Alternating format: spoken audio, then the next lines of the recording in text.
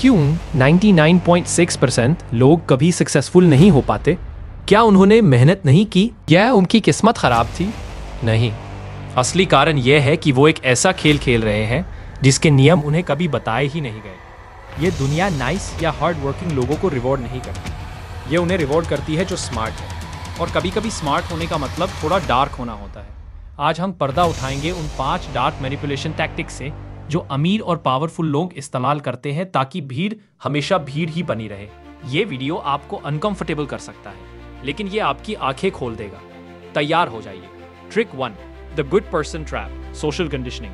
पहली और सबसे खतरनाक ट्रिक जिसके आप पहले से ही शिकार हैं, इसे कहते हैं द गुड पर्सन ट्रैप। आपको बचपन से क्या सिखाया गया है? सबकी मदद करो, हमेशा हाँ बोलो, अपनी बारी का इंतजार करो, एक अच्छे इंसान बनो। ये सब सुनने में बहुत अच्छा लगता है ना? लेकिन ये एक साइकोलॉजिकल जाल है, एक मानसिक पिंजरा जो 99.6% लोगों को जिंदगी भर एवरेज बनाए रखता है। सिस्टम ने आपको एक अच्छा वर्कर या फॉलोअर बनने के लिए ट्रेन किया है, एक लीडर बनने के लिए नहीं। और जो 0.4% लोग टॉप पर बैठे हैं वो इस नियम को जानते हैं और इसका भरपूर इस्तेमाल करते हैं। सोचो, आप ऑफिस में हैं, आप अपने प्रोजेक्ट पर काम कर रहे हैं, तभी एक कॉलीग आता है और कहता है, भाई प्लीज मेरे प्रोजेक्ट में थोड़ी हेल्प कर दे, तू इसमें बहुत अच्छा है। आपको अच्छा इंसान बनने की आदत है, इसलिए आप अपना काम छोड़कर उसकी मदद करने लग जाते हैं। आप घंटों तक उसके काम में लगे रहते हैं, जबकि आपका अपना काम पीछे रह जाता है। महीने के अंत में वो कॉलीग प्रमोशन ले जाता है और आप वहीं के वहीं रह जाते हैं। आपको लगा आपने मदद की, सच ये है कि आप मैनिपुलेट हुए। उसने आपकी अच्छा इंसान बनने की कमजोरी का फायदा उठाया। वो जानता था कि आप नहीं बोलेंगे क्योंकि आपको एक बुरा या सेल्फिश इंसान कहलाने से डर लगता है। इस जाल से निकलने का मतलब ये नहीं कि आप एक बुरे इंसान बन जाए, इसका मतलब है कि आप एक स्ट्रेटेजिक इंसान बने। सक्सेसफुल लोग नाइस नहीं होते, वो इफेक्टिव होते हैं। वो समझते हैं कि उनका टाइम और एनर्जी उनकी सबसे बड़ी दौलत है। याद रखो, हर बार हाँ कहना आपको एक अच्छा इंसान नहीं बल्कि एक आसानी से इस्तेमाल किया जाने वाला इंसान बनाता है। और जब तक आप इस गुड पर्सन ट्रैप से बाहर नहीं निकलेंगे, आप हमेशा दूसरों के सपने पूरे करने के लिए मेहनत करते रहेंगे, अपने नहीं। Trick 2, the just kidding gambit, मजाक का फायदा। अरे मैं तो बस मजाक कर रहा था।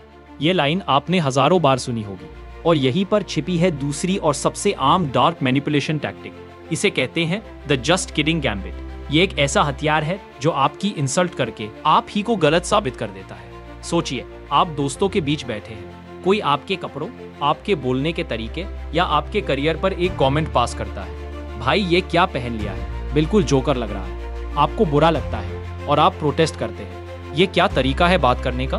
और तुरंत जवाब आता है, अरे चिल कर, मैं तो बस मजाक कर रहा था, तू तो सीरियस हो गया। और उसी पल गेम पलट जाता है। अब गलती उसकी नहीं रही, गलती आपकी हो गई। अब आप वो इंसान बन गए जिसे मजाक सहना नहीं आता। बाकी लोग भी आपको ही देखेंगे कि आपने छोटी सी बात का बटंगड़ बना दिया। ये मजाक नहीं था, ये एक कैलकुलेटेड मूव था। ये आपकी सोशल वैल्यू को टेस्ट करने, आपकी बाउंड्रीज को पुश करने और आपको सबके सामने कमजोर साबित करने का एक तरीका था।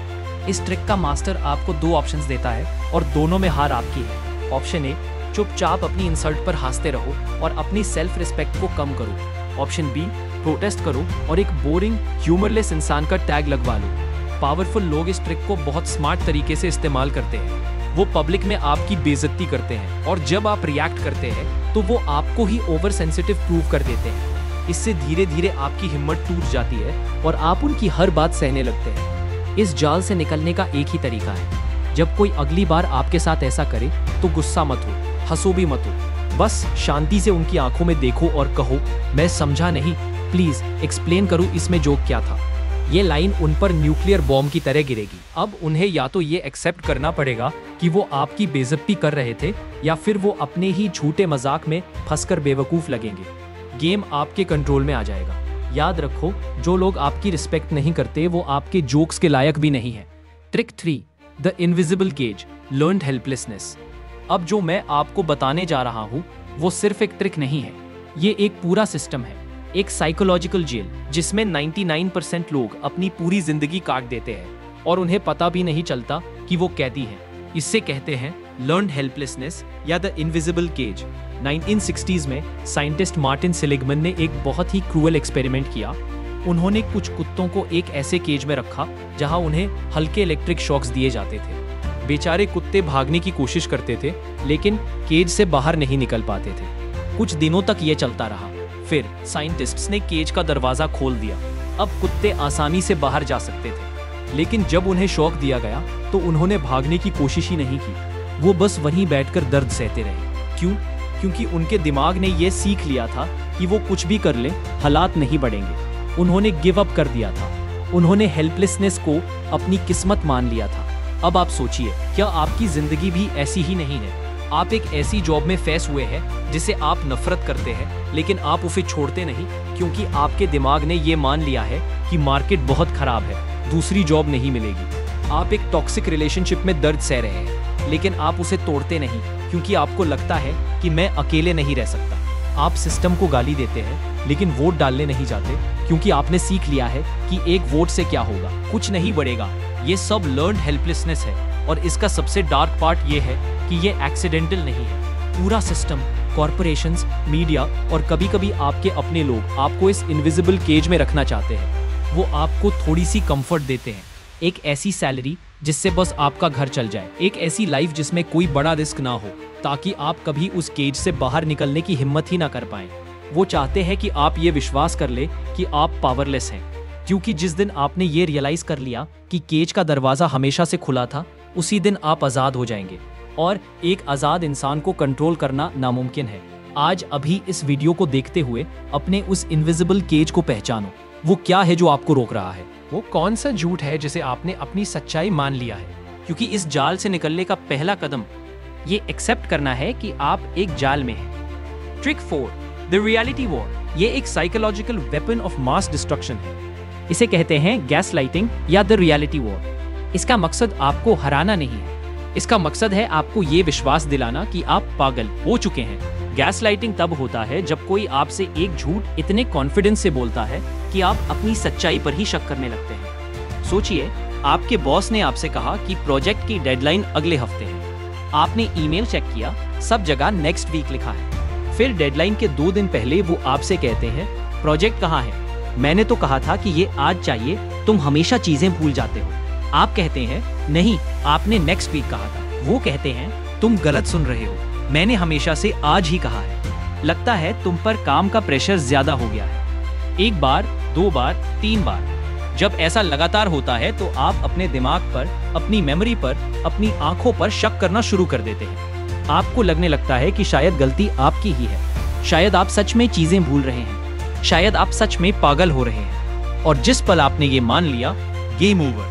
अब आप उनके गुलाम बन चुके हैं। अब वो आपकी रियलिटी को कंट्रोल करते हैं। वो जो बोलेंगे आप यूं ही सच मानेंगे, क्योंकि आप अपनी सच्चाई पर विश्वास खो चुके हैं। ये सिर्फ पर्सनल लेवल पर नहीं होता, पूरे के पूरे देश को गैसलाइट किया जाता है।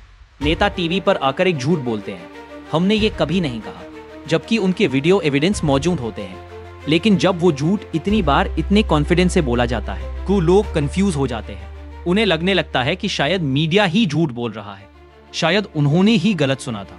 ये आपके दिमाग पर एक स्लो पॉइजन की तरह काम करता है, जो धीरे धीरे आपकी हिम्मत, आपका कॉन्फिडेंस और आपकी सच्चाई को मार देता है। इसे लड़ने का सिर्फ एक तरीका है, अपने सच पर विश्वास करना। चीजों को लिखो, ईमेल सेव करो। अगर कुछ गलत लग रहा है तो अपने इंस्टिंक्ट पर भरोसा करो। दुनिया आपको पागल कहेगी, लेकिन आपको पता होना चाहिए कि आप पागल नहीं हैं। आप बस उस गेम को देख पा रहे हैं जिसे बाकी लोग नहीं देख पा रहे। याद रखो, सबसे बड़ी आजादी अपने दिमाग की आजादी है, और गैस लाइटिंग उस आजादी पर किया गया सबसे बड़ा हमला है। Trick 5, the heroes trap, psychological opium. अब जो मैं बताने जा रहा हूं वो डार्क साइकोलॉजी का अंत है, उसके आगे कुछ नहीं है। पिछली 4 ट्रिक्स वो थे जो लोग आप पर इस्तेमाल करते हैं, लेकिन ये 5वीं ट्रिक, ये वो है जो लोग आपसे आप ही के खिलाफ इस्तेमाल करवाते हैं। ये एक साइकोलॉजिकल अफीम ओपियम है जिसका नशा 99.6% लोगों को लदा हुआ है और उन्हें पता भी नहीं। इसे कहते हैं द हीरोज ट्रैप। आपको क्या लगता है आप सक्सेसफुल क्यों नहीं हैं? क्योंकि आप मेहनत नहीं करते? नहीं, आप दुनिया में सबसे ज्यादा मेहनत करते हैं। क्योंकि आप स्मार्ट नहीं हैं? नहीं, आप बहुत स्मार्ट हैं, इसलिए सक्सेसफुल नहीं है, क्योंकि आपको फेल होने में मजा आने लगा है। रुकिए, इससे पहले कि आप गुस्सा हो, मेरी बात सुनिए। ये सिस्टम, ये मीडिया, ये मूवीज, इन्होंने आपके दिमाग में एक कहानी डाल दी है। कहानी एक हीरो की, एक गरीब लेकिन ईमानदार हीरो की। एक सीधे साधे हार्डवर्किंग हीरो की जिसे ये जालिम करप्ट दुनिया हमेशा धोखा देती है, और आपने उस हीरो की कहानी को अपनी कहानी बना लिया है। आपको अंदर ही अंदर ये सोचकर अच्छा लगता है कि मैं अमीर इसलिए नहीं हूँ क्योंकि मैं उनकी तरह करप्ट नहीं हूँ, मैं सक्सेसफुल इसलिए नहीं हूँ क्योंकि मैं उनकी तरह गंदे खेल नहीं खेलता। ये सोच आपको एक मॉरल हाई ग्राउंड देती है, एक गर्व का एहसास, अपनी हार पर गर्व, या आपके फेलियर को एक इज्जत का चोला पहना देती है। और यही इस सिस्टम की सबसे बड़ी जीत है, क्योंकि जब तक आप अपनी हार में अपनी अच्छाई और मोरालिटी ढूंढ रहे हैं, तब तक आप उस हार से निकलने की कोशिश ही नहीं करेंगे। जो 0.4% लोग टॉप पर बैठे हैं, वो चाहते हैं कि आप इस नोबल फेलियर की कहानी में जीते रहें। एक ऐसी प्रजा जो अपनी हार को ही अपना गहना मान ले, वो प्रजा कभी बगावत नहीं करती, वो बस सिस्टम को गाली देती है और अपनी ईमानदारी पर गर्व महसूस करती रहती है। ये है सबसे बड़ा सदमा कि आपकी हार आपकी सबसे बड़ी कमजोरी नहीं, आपका सबसे बड़ा नशा बन चुकी है। आज अभी इस आईने में देखिए, कहीं आप वो हीरो तो नहीं जो असल में एक कैदी है जिसे अपनी जंजीरों से ही प्यार हो गया है। इस जाल से निकलने का एक ही रास्ता है, इस हीरो की कहानी को आज ही खत्म करना। अपनी हार पर गर्व करना बंद करो, अपनी मजबूरी को अपनी मोरालिटी का नाम देना बंद करो। सक्सेस पाने के लिए करप्ट होना जरूरी नहीं, लेकिन उस हार वाली कहानी से बाहर निकलना जरूरी है जिसे आपने अपनी पहचान बना लिया है। दुनिया आपको सक्सेसफुल देखना नहीं चाहती, वो आपको एक स्ट्रगलिंग हीरो की तरह देखना चाहती है। अब फैसला आपका है, आपको कहानी का हीरो बनकर रहना है या कहानी का विनर बनना है। तो ये हैं वो 5 अंधेरे रास्ते जिनके बारे में दुनिया आपसे कभी बात नहीं करेगी। मैं जानता हूँ इस वीडियो को देखने के बाद, खासकर आखिरी ट्रिक के बाद, आपको एक सदमा लगा होगा, आपको गुस्सा आ रहा होगा, बेचैनी हो रही होगी। अच्छा है, इसका मतलब है कि आप जिंदा हैं। इसका मतलब है कि आप उस 99.6% की भीड़ का हिस्सा नहीं है जो नींद में चल रही है। ये नॉलेज एक तलवार की तरह है, आप इसे इस्तेमाल करके एक विलेन बन सकते हैं, या आप इसे इस्तेमाल करके वो वॉरियर बन सकते हैं जिसे कोई हरा नहीं सकता। फैसला आपका है। इस चैनल का मकसद आपको मैनिपुलेटर बनाना नहीं है, इस चैनल का मकसद है आपको इतना ताकतवर बनाना कि दुनिया का कोई भी मैनिपुलेटर आपका कुछ ना बिगाड़ पाए। अगर आपको लगता है कि ये वीडियो किसी एक इंसान की भी आंखें खोल सकता है, तो इसे शेयर करें। अपने हर उस दोस्त, हर उस फैमिली मेंबर के साथ शेयर करें जिसे आप इन अंधेरे जालों से आज़ाद देखना चाहते हैं। कमेंट में बताइए आप इनमें से किस ट्रिक के शिकार हुए हैं। सब्सक्राइब करें क्योंकि ये तो बस शुरुआत। कल्पना करो, हर सुबह उठ के तुम सोचते हो ये सब क्या तमाशा है। जॉब की दौड़, रिलेशनशिप्स की उलझन और सपने जो कभी पूरे ही नहीं होते। जैसे कोई इनविजिबल हाथ तुम्हें रोक रहा हो, क्रश कर रहा हो और हंस रहा हो तुम्हारी बेइज्जती पे। ये नहीं है कोई कॉन्स्पिरेसी भाई, ये अब्सर्डिज्म है। एल्बर्ट कैम्यूस का वो फिलॉसफी जो कहता है कि जिंदगी पूरी तरह बेमानी है, एक बड़ा मजा जहां कोई अल्टीमेट पर्पस नहीं। पर सुनो, ये खतरनाक सच्चाई है। अगर तुम इस अब्सर्ड को इग्नोर करोगे और मीनिंग ढूंढते रहोगे तो हमेशा वीक रह जाओगे, क्रश हो जाओगे दुनिया के हाथों। लेकिन अगर तुम इसे एम्ब्रेस करो, रूथलेस बन जाओ, तो यही तुम्हें अनस्टॉपेबल बना देगा, जैसे एक मॉन्स्टर जो खुद का मीनिंग क्रिएट करता है। आज हम एक्सपोज करते हैं अब्सर्डिज्म का ये डार्क साइड जो तुम्हारे माइंडसेट को हिला देगा, और बताएंगे कैसे रूथलेस एक्शन से जीत पाओगे। रेडी हो शॉक के लिए? चलो शुरू करते हैं, वरना आप क्राउड में गुम हो जाओगे। अब सोचो, अब्सर्डिज्म सिर्फ एक फैंसी वर्ड नहीं है, ये एक बॉम्ब है जो तुम्हारे पूरे वर्ल्ड व्यू को उड़ा देता है। कैम्यूस कहते हैं कि दुनिया 3 चीजों से बनती है। हम इंसान मीनिंग ढूंढते हैं, यूनिवर्स रैंडम है, और ये क्लैश, ये अब्सर्ड का जन्म देता है। जैसे सिजिफस मिथ, वो बेचारा इटर्नल बोल्डर हिल पे पुश करता है, टॉप पे पहुंचते ही गिर जाता है, फिर शुरू।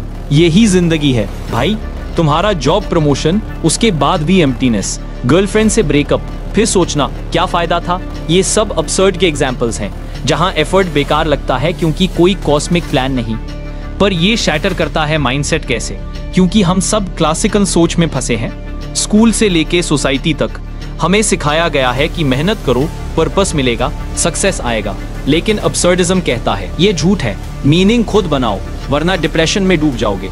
एग्जाम्पल लो, एक स्टूडेंट जो IIT क्रैक करता है पर फिर सोचता है अब क्या, या एंटरप्रेन्योर जो बिजनेस फेल होने पे टूट जाता है। ये अब्सर्ड क्लैश है जो माइंडसेट को तोड़ देता है, वीक बना देता है। कैम्यूस का पॉइंट, इस शैटर को फेस करो, डिनाई मत करो, वरना रूथलेस बनने का रास्ता बंद हो जाएगा। ये फिलॉसफी डेंजरस है क्योंकि पहले तो सब कुछ बेकार लगने लगता है, बट यहीं से रिबेलियन शुरू होती है। अब आगे देखते हैं कैसे ये शैटर से पावर बन जाता है। पर सुनो, बिना एक्शन के ये सिर्फ पॉइजन है। अब ये अब्सर्ड शैटर को हम कैसे पावर में बदलें? यहाँ आता है रूथलेस ट्विस्ट, कैम्यूज के रिबेलियन का डार्क साइड, जहां तुम विक्टिम से मॉन्स्टर बन जाते हो।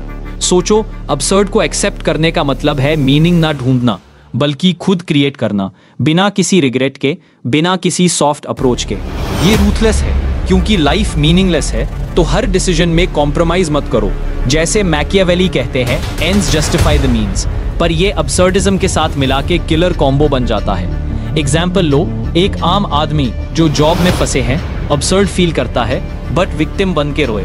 रूथलेस ट्विस्ट, वो क्विट करता है, साइड हसल शुरू करता है, रिस्क लेता है बिना सोच के क्या होगा अगर फेल हुआ। रिजल्ट, वो मॉन्स्टर बन जाता है। अनस्टॉपेबल एंटरप्रेन्योर, जैसे इलॉन मस्क जो अब्सर्ड रिस्क्स लेके स्पेसएक्स बना, या जेफ बेजोस जो अमेज़न शुरू करते टाइम सोचा नहीं कि फेलियर अब्सर्ड है, बल्कि उसे फ्यूल बनाया। पर ये इजी नहीं भाई। रूथलेस बनने का मतलब है रिलेशनशिप्स कट करना जो ड्रैग करती हैं, हैबिट्स तोड़ना जो वीक बनाती हैं, और ईगो को साइड करके पूरे फोकस पे लग जाना। ट्रेंड में जो become a monster videos viral हो रहे हैं, वो यही बताते हैं अब्सर्ड वर्ल्ड में सरवाइव करने के लिए सॉफ्ट रहना सुसाइड है। गुड लोग मॉन्स्टर्स ना बने तो क्रश हो जाते हैं। हिस्ट्री में देखो, रूलर्स जैसे अलेक्जेंडर द ग्रेट ने एब्सर्ड कॉन्क्वेस्ट्स किए बिना रुके। पर वार्निंग, ये पावर है, मिसयूज मत करना, वरना खुद का मॉन्स्टर बन जाओगे। ये ट्विस्ट से तुम विक्टिम माइंडसेट से बाहर निकलो, पावर ग्रैब करो। अब देखते हैं कैसे साइंस भी ये सपोर्ट करता है। अब सोचो, अब्सर्डिज्म सिर्फ फिलॉसफी का खेल नहीं है भाई, ये साइंस भी है, क्वांटम फिजिक्स के थ्रू। कम्यू ने सोचा अब्सर्ड जिंदगी मीनिंगलेस है, पर क्वांटम वर्ल्ड में रियलिटी खुद अब्सर्ड है, अनप्रिडिक्टेबल, प्रोबेबिलिस्टिक, जैसे कॉस्मिक जोक। लो डबल स्लिट एक्सपेरिमेंट, एक पार्टिकल लाइट की तरह वेव बन जाता है जब कोई नहीं देखता, पर जैसे ही ऑब्जर्व करो वो सॉलिड पार्टिकल बन जाता है, दो जगह एक साथ। ये क्या बताता है? रियलिटी फिक्स नहीं है, ऑब्जर्वेशन से बदलती है, बिल्कुल अब्सर्डिज्म जैसे, जहां तुम्हारा mindset, ruthless observation reality shape करता है। सुपर पोजिशन में पार्टिकल दो स्टेट्स में होता है साथ, डेड अलाइव जैसे श्रोडिंगर्स कैट जो तुम्हारे क्वांटम डिस्क्रिप्शन में था। ये प्रूव करता है कि यूनिवर्स में मल्टीपल पॉसिबिलिटीज हैं, कोई सिंगल मीनिंग नहीं। आइंस्टाइन को भी ये spooky action at a distance entanglement परेशान करता था, जहां दो पार्टिकल्स लाइट ईयर्स दूर होकर इंस्टेंटली अफेक्ट होते हैं, टाइम और स्पेस को मॉक करते हुए। अब्सर्डिज्म का रूथलेस ट्विस्ट यहीं कनेक्ट होता है। जैसे क्वांटम में कोलैप्स करने के लिए डिसीजन चाहिए, लाइफ में अब्सर्ड को कोलैप्स करने के लिए रूथलेस एक्शन लो। वीक माइंडसेट से पॉसिबिलिटीज कोलैप्स नहीं होती, बल्कि केओस में रह जाती है। ये साइंस है जो कहता है तुम्हारा वर्ल्ड इल्यूजन है, पर रूथलेस बन के हैक कर सकते हो। जैसे क्वांटम कंप्यूटिंग में पैरेलल यूनिवर्सेस यूज करते हैं सक्सेस के लिए।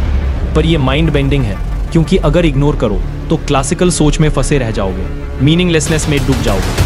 अब देखते हैं कैसे प्रैक्टिकली ये अप्लाई करो, ताकि तुम भी क्वांटम लेवल पे अनस्टॉपेबल बन सको। अब सोचो, ये सब थ्योरी नहीं है, रियल लाइफ में देखो कैसे अब्सर्डिज्म ने लोगों को रूथलेस मॉन्स्टर्स बना दिया। पहला केस एल्बर्ट कम्यू खुद। फ्रांस में वर्ल्ड वॉर के टाइम वो अब्सर्ड केओस में लिखता था, मीनिंग नहीं ढूंढा बल्कि रिबेल किया।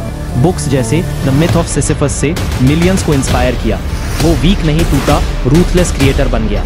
इंडिया में देखो, स्वामी विवेकानंदा यंग एज में स्पिरिचुअल अब्सर्ड फील किया, सोसाइटी के रूल्स को चैलेंज किया, रूथलेस प्रीचिंग से रामाकृष्णा मिशन बनाया, वर्ल्ड को बदला बिना रुके। Modern example Elon Musk. SpaceX शुरू करते टाइम रॉकेट फेलियर्स अब्सर्ड थे, हर बार गिर जाता जैसे सिसिफस का बोल्डर। पर रूथलेस ट्विस्ट, वो सोचा नहीं क्या बेकार है, बल्कि डबल डाउन किया, क्वांटम लाइक रिस्क्स लेके टेस्ला और स्टारलिंक एम्पायर बना।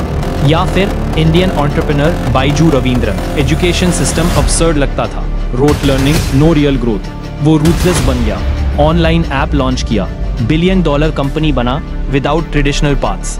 ये स्टोरीज बताती है कि अब्सर्ड एक्सेप्ट करो, रूथलेस एक्शन लो, फेलियर को फ्यूल बनाओ, ना कि विक्टिम बन जाओ। पर ट्विस्ट, अगर ये रूथलेसनेस मिसयूज हो, जैसे टॉक्सिक बॉसेस बन जाएं, तो बैकफायर होता है।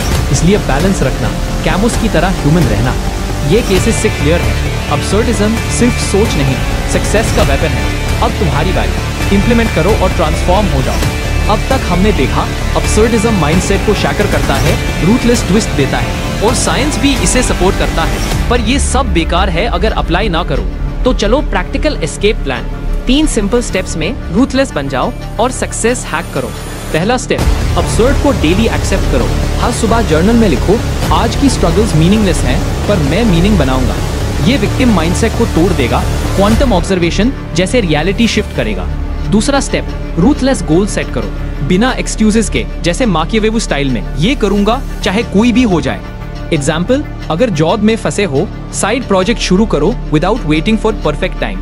अब्सर्ड रिस्क्स ले लो जैसे एंटरप्रेन्योर्स करते हैं। तीसरा स्टेप, रिबेलियन लाइव करो, हैबिट्स बिल्ड करो जो वीक बनाती है को कट करो, जैसे टॉक्सिक फ्रेंड्स या procrastination.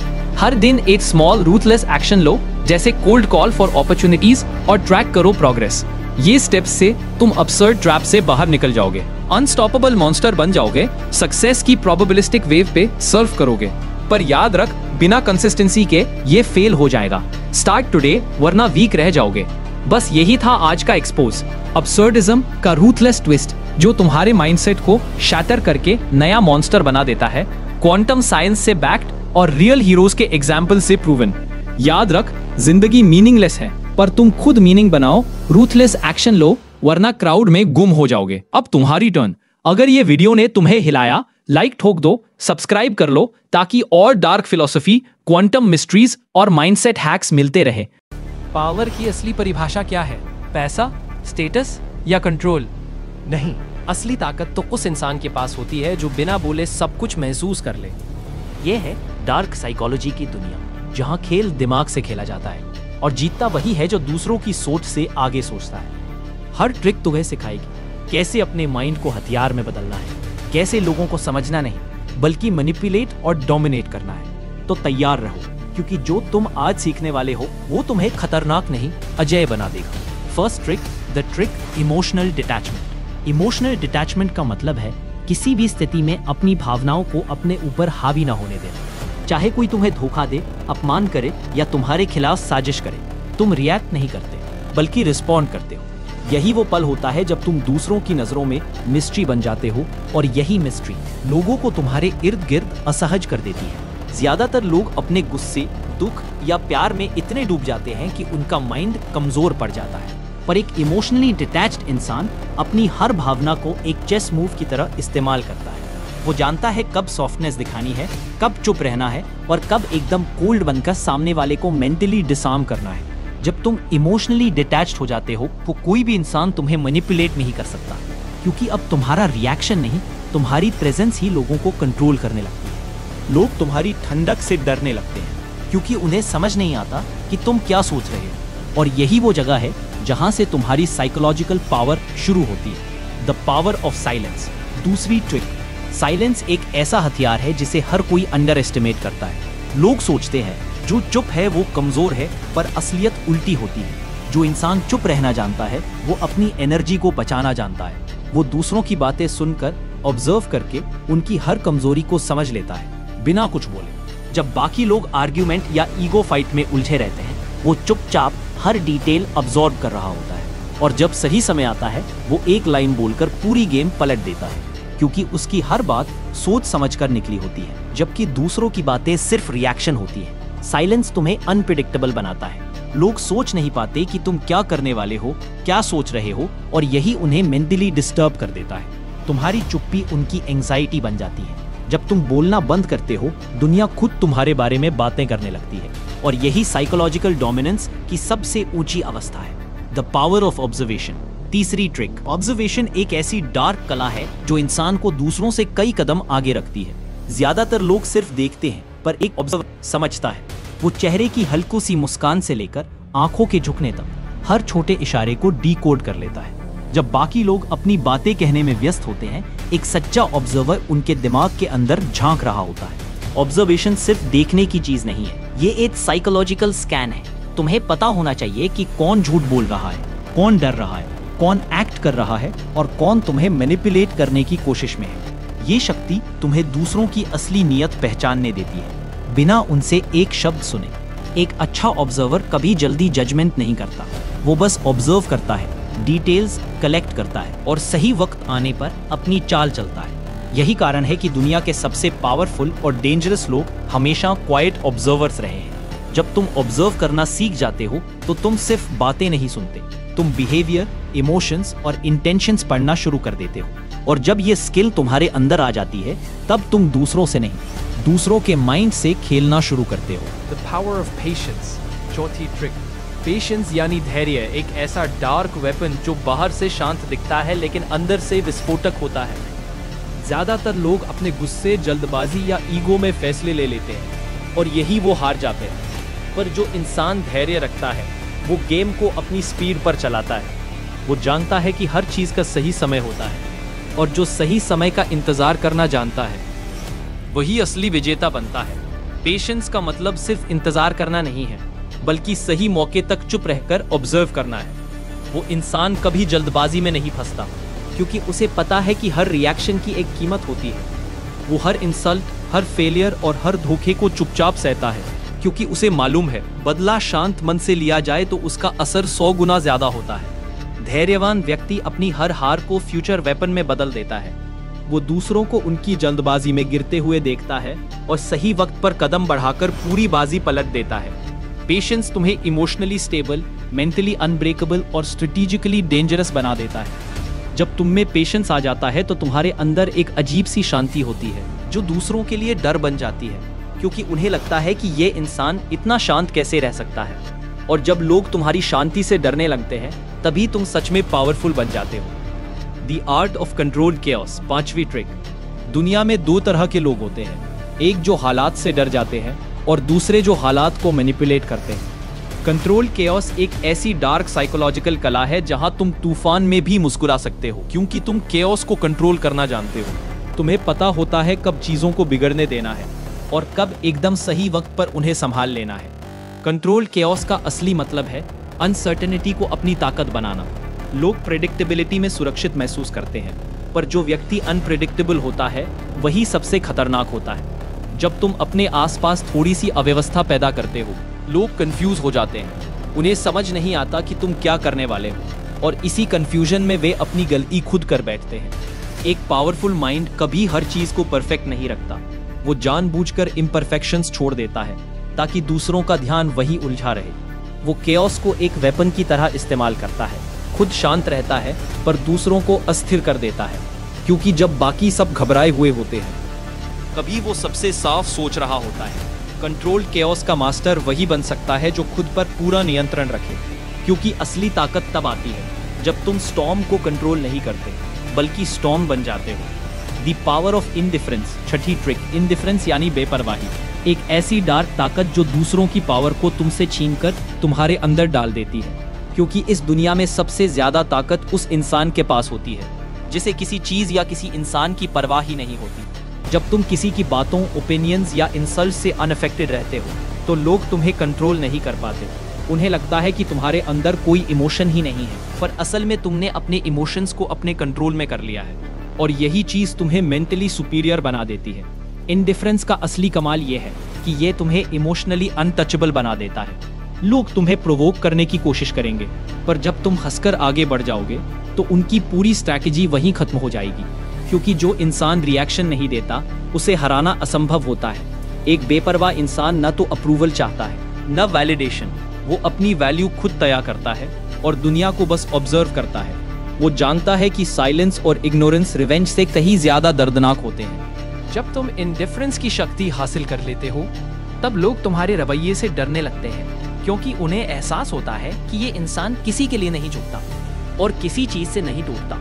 The power of rejection, सातवीं ट्रिक। रिजेक्शन, यह शब्द सुनते ही ज्यादातर लोग डर जाते हैं क्योंकि उन्हें ना सुनने की आदत नहीं होती। पर जो इंसान रिजेक्शन से डरना छोड़ देता है वही इस दुनिया में साइकोलॉजिकली इनविंसिबल बन जाता है। रिजेक्शन को एक्सेप्ट करना एक डार्क स्किल है। जब तुम हर ना को एक इंसल्ट नहीं बल्कि एक लेसन की तरह लेते हो तो तुम धीरे धीरे इमोशनली बुलेट प्रूफ बन जाते हो। अब तुम्हें किसी की अप्रूवल की जरूरत नहीं रहती क्योंकि तुम अपनी वर्थ खुद जानते हो। पर इस ट्रिक की असली ताकत सिर्फ रिजेक्शन झेलने में नहीं बल्कि दूसरों को रिजेक्शन देने में है। जब तुम किसी चीज या इंसान को ना कहना सीख जाते हो तो तुम बाउंड्री सेट करना सीखते हो। अब लोग तुम्हें मैनिपुलेट नहीं कर सकते क्योंकि तुम्हें किसी चीज को खोने का डर ही नहीं रहता। पावरफुल लोग जानते हैं हर बार हाँ कहना कमजोरी है। कभी कभी कोल्ड और डिटैच्ड होकर ना बोलना ही डोमिनेंस की असली पहचान होती है। जब तुम रिजेक्शन को अपना हथियार बना लेते हो तो तुम दूसरों को इमोशनल कंट्रोल से बाहर निकाल देते हो और खुद के माइंड के मास्टर बन जाते हो। The power of psychological distance. 8वीं ट्रिक, साइकोलॉजिकल डिस्टेंस यानी मनोवैज्ञानिक दूरी। एक ऐसी शक्ति जो तुम्हें भीड़ में रहते हुए भी भीड़ से अलग बना देती है। ये वो कला है जहां तुम लोगों से इमोशनली जुड़े रहते हो पर मेंटली डिटैच्ड रहते हो। तुम सब कुछ देखते हो, सुनते हो, महसूस करते हो पर उसमें खोते नहीं। इस दुनिया में ज्यादातर लोग हर चीज को बहुत पर्सनल ले लेते हैं। किसी की बात, किसी का व्यवहार, किसी का नकारात्मक रवैया, सब कुछ उन्हें अंदर तक तोड़ देता है। लेकिन जब तुम साइकोलॉजिकल डिस्टेंस बनाना सीख लेते हो तो तुम लोगों की हर हरकत को बस एक सीन की तरह देखते हो, जैसे कोई मूवी चल रही हो और तुम सिर्फ ऑब्जर्वर हो, एक्टर नहीं। इस स्किल से तुम हर स्थिति को ऑब्जेक्टिवली देख पाते हो। कोई अगर तुम्हें इंसल्ट करे तो तुम उसे पर्सनल अटैक नहीं बल्कि एक वीक माइंड की रिएक्शन समझते हो। इससे तुम्हारी एनर्जी बचती है और तुम्हारा फोकस वहीं रहता है जहां उसे होना चाहिए, तुम्हारे ग्रोथ पर, न कि दूसरों के बिहेवियर पर। साइकोलॉजिकल डिस्टेंस तुम्हें इमोशनली इनविजिबल बना देती है। लोग कोशिश करते हैं तुम्हें ट्रिक करने की, पर तुम काम रहते हो। तुम्हारा माइंड अब बैटलफील्ड नहीं, एक लैब बन जाता है जहां तुम हर इमोशन, हर रिएक्शन को डाइसेक्ट करके समझते हो। और जब तुम ये कला सीख लेते हो तो तुम्हें समझ आता है कि असली ताकत लोगों को बदलने में नहीं बल्कि उनसे अनअफेक्टेड रहने में है। The power of calculated coldness. 9वीं ट्रिक, कैलकुलेटेड कोल्डनेस। यह वो डार्क साइकोलॉजिकल आर्ट है जहां तुम्हारी ठंडक तुम्हारा सबसे खतरनाक हथियार बन जाती है। यह वो अवस्था है जहां तुम अपने इमोशंस को इतनी गहराई से समझ चुके होते हो कि अब वो तुम्हें कंट्रोल नहीं करते बल्कि तुम उन्हें कंट्रोल करते हो, एक मशीन की तरह, सटीक, शांत और खतरनाक। कैलकुलेटेड कोल्डनेस का मतलब यह नहीं कि तुम इमोशनलेस बन जाओ, बल्कि यह कि तुम अपने इमोशंस को सही समय पर इस्तेमाल करो। जब लोग गुस्से में चिल्ला रहे होते हैं तुम कामली ऑब्जर्व करते हो। जब लोग दुख में टूट जाते हैं तुम अपनी एनर्जी बचाते हो। और जब सबको लगता है कि तुम कुछ नहीं कर रहे तभी तुम अपने नेक्स्ट मूव की प्लानिंग कर रहे होते हो। इस स्टेट में तुम्हारे अंदर कोई जल्दबाजी नहीं होती, कोई डर नहीं होता। तुम हर चीज को लॉजिक और स्ट्रैटेजी से देखते हो। तुम्हारी आईज शांत होती है, वॉइस स्टेडी होती है और प्रेजेंस इतनी भारी होती है कि सामने वाला खुद असहज हो जाता है। उसे लगता है कि तुम कुछ सोच रहे हो, कुछ डेंजरस, और यही तुम्हारी सबसे बड़ी ताकत होती है। लोग तुम्हारे बारे में सोचते रह जाते हैं जबकि तुम अपने अगले कदम पर ध्यान दे रहे होते हो। कैलकुलेटेड कोल्डनेस तुम्हें इमोशनल नॉइज से आज़ाद करती है।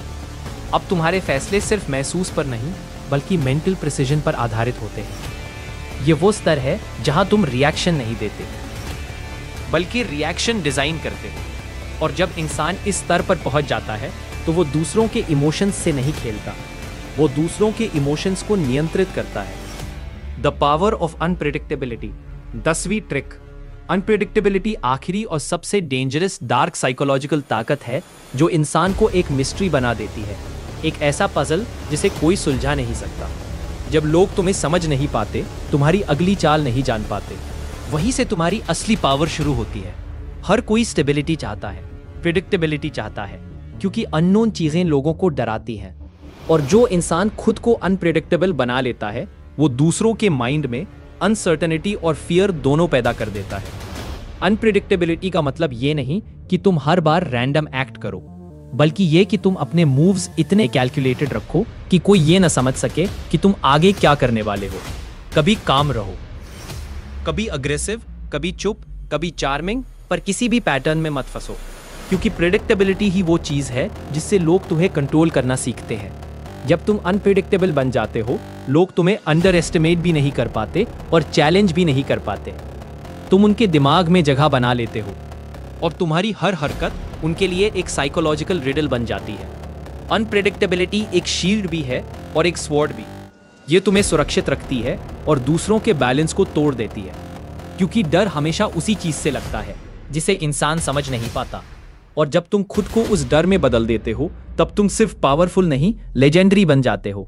पावर की दुनिया में दो ही तरह के लोग होते हैं, एक जो दूसरों के कंट्रोल में जीते हैं और दूसरे जो हर इमोशन, हर माइंड को कंट्रोल करते हैं।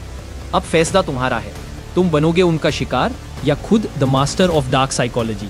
और पेने, silence is power. Control is dominance and mind is your ultimate weapon. Bonus trick, the mirror trap. Mirroring यानी सामने वाले की बॉडी लैंग्वेज, टोन और शब्दों को हल्का सा कॉपी करना। रैपोर्ट बनता है, भरोसा जल्दी बनता है और लोग तुम्हें अपना समझने लगते हैं। यही वजह है कि इसे थेरेपी और सामान्य सोशल इंटरैक्शन में भी इस्तेमाल किया जाता है, क्योंकि समानता दिखने पर इंसान सामने वाले को ज्यादा भरोसेमंद पड़ता है। डार्क साइड ये है कि ओवर मिररिंग से तुम किसी का गार्ड नीचे कर सकते हो, उनकी पसंद नापसंद निकाल सकते हो, फिर उसी समानता के भरोसे पर अपनी शर्तें पास करा सकते हो। कैसे खेलना है? पहले 2-3 मिनट सिर्फ ऑब्जर्व, बैठने का एंगल, बोलने की गति, हाथों की हलचल, कीवर्ड्स, फिर 10 से 20% ही मिरर। अगर वो धीमे बोल रहे हैं तो तुम भी थोड़ा धीमा, अगर वो सिर हिलाकर पंक्चुएट करते हैं तुम भी कभी कभी उनके 1-2 शब्द वही रखो। तीसरा कदम, लीड। जब रेपोर्ट बने अपनी पेस पोस्चर हल्का बदलो, अगर सामने वाला फॉलो करे तो बातचीत अब तुम्हारी रिदम पर है। यही से नेगोशिएशन आस्क रखो। एथिकल ब्रेक, प्राइवेट सीमा, व्यक्तिगत ट्रॉमा या कमजोरियों को छूकर फायदा न उठाओ। लॉन्ग टर्म ट्रस्ट वहीं से टूटता है। कहाँ काम आता है? पहली मीटिंग, इंटरव्यू। हल्का मिररिंग एंग्जाइटी घटाता है, सुनवाई बढ़ाता है। क्लाइंट कोलैब, पहले समानता फिर शर्तें, स्कोप, टाइमलाइन, डिलीवरेबल्स। टकराव शांत करना, सामने वाला तेज है तो अपनी पेस नीचे रखकर उसे अपने टेम्पो में लाओ। टोन नीचे आते ही मुद्दा हल्का हो जाता है। काउंटर कैसे करें? कोई बहुत जल्दी तुम जैसा बनने लगे, तुम्हारे शब्द कॉपी करे, अचानक वही हॉबीज, तो पेस बदलो, पोस्चर पलटो, विषय शिफ्ट करो। जेन्युइन हो तो नेचुरली एडजस्ट करेगा, मैनिपुलेटर टूट जाएगा। अपनी पर्सनल डिटेल्स टाइम गेट पर दो, पहले भरोसा फिर गहराई, ताकि मिररिंग से जुटाई गई जानकारी इमीडिएट लेवरेज न बन सके। वन लाइनर स्क्रिप्ट्स, हम पहले स्कोप लिख लेते हैं फिर आगे बढ़ते हैं, अभी समरी बाकी लिखित में। क्विक ड्रिल, 7 सेकंड, 20 सांस धीमी, न्यूट्रल फेस, सामने वाले के 2 संकेत नोट करो, पेस प्लस गेस्चर। 20 सेकंड्स, 10 से 20% मिरर, फिर एक छोटा लीड। चले इसे 3 बिंदुओं में बांटते हैं। मिररिंग सही अनुपात में तुम्हें अपना भी बनाता है और ड्राइवर भी। ज्यादा करोगे तो नकल लगोगे, कम करोगे तो कनेक्शन छूटेगा। संतुलन ही इसे बोनस से सुपर पावर बनाता है।